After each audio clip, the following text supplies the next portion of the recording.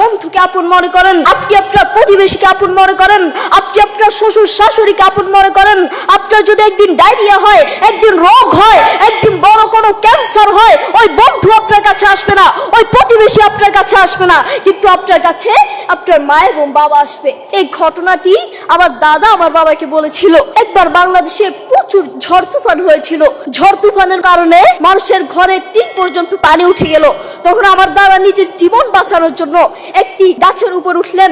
তখন আমার দাদা দেখতে পেলেন একজন মহিলা তার ছোট্ট একটা সন্তান নিয়ে একটি ঘরের টিনের উপর উঠলেন। তিনি তো আর গাছ উঠতে পারেন না, তাই একটি ঘরের টিনের উপর উঠলেন। আমার দাদা দেখতে পেলেন পানি যখন আস্তে আস্তে বাড়তে লাগলো, পানি যখন আস্তে আস্তে আরো বাড়তে লাগলো, তখন ওই মহিলাটি চোখের পানি ছেড়ে দিয়ে তার সন্তানটিকে উপরের দিকে তুলে আল্লাহর কাছে বলছে, হে রব, তুমি আমাকে নিয়ে যাও, কোনো সমস্যা নাই, কোনো টেনশন নাই, কিন্তু আমার এই কলিজার টুকরো সন্তানটাকে বাঁচাও, আমার এই আদরের টুকরো সন্তানটাকে বাঁচাও। আল্লাহু আকবার, সুবহানাল্লাহ। ইমাম বুখারী রাহিমাহুল্লাহ একবার ছোট থাকতে তিনি অন্ধ হয়ে গেলেন। ছোটবেলায় তিনি অন্ধ হয়ে গেলেন। এরপর থেকে তার মা তার জন্য প্রত্যেক দিন দোয়া করতেন। একদিন তার মা তার জন্য রাত্রে দোয়া করতে করতে ঘুমিয়ে পড়লেন। এরপর তিনি স্বপ্নে দেখতে পেলেন তার সন্তানের চোখ ফিরে পেয়েছে। এরপর তিনি ঘুম থেকে উঠে সন্তানের কাছে গিয়ে দেখলেন সত্যিই তার সন্তানের চোখ ফিরে পেয়েছে। সুবহানাল্লাহ। দেখেছেন মায়ের দোয়ার কত পাওয়ার, মায়ের দোয়ার কত পাওয়ার। আপনার মা আপনাকে সব থেকে বেশি ভালোবাসেন। প্রত্যেক মা তার সন্তানকে সব থেকে বেশি ভালোবাসেন। নিজের জীবন পর্যন্ত দিয়ে দিতে চান, নিজের জীবন হারাতে চান, নিজের জীবনের চেয়েও সন্তানকে বেশি ভালোবাসেন। বিশ্বাস হয় না? তার একটা সত্য দৃষ্টান্ত দিলে হয়তো আপনারা বুঝতে পারবেন।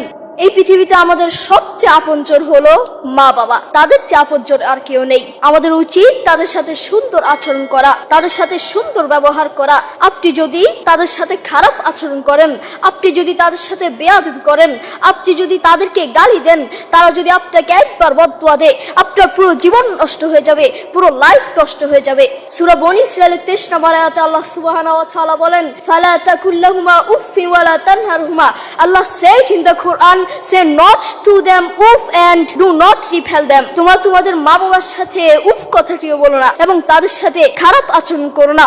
বন্ধু তোমাকে বলছি, বন্ধু তোমাকে বলছি, যুবক ভাইরা মনোযোগ দিয়ে শুনবেন। আপনার মাকে যখন পাশের বাড়ি থেকে কোনো খাবার দেয়া হয়, সেই মা আপনাকে ছাড়া খায় না।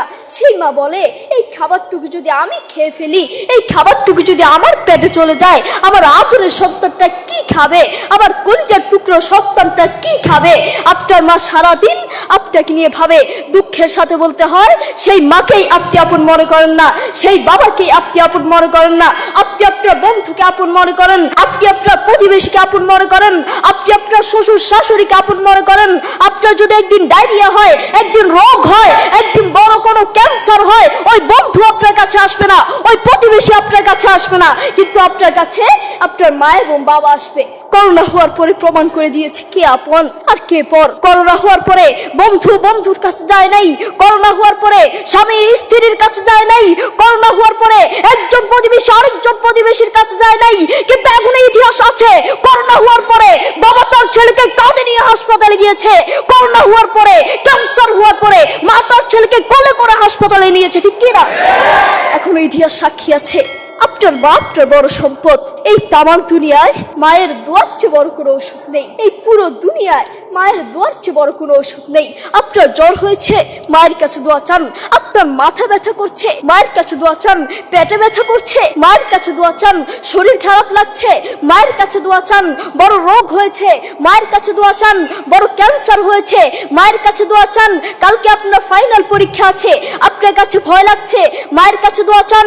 মনে রাখবেন, বন্দুকের গুলি মিস হতে পারে, কিন্তু মায়ের দোয়া মিস হতে পারে না। মায়ের দোয়া কখনো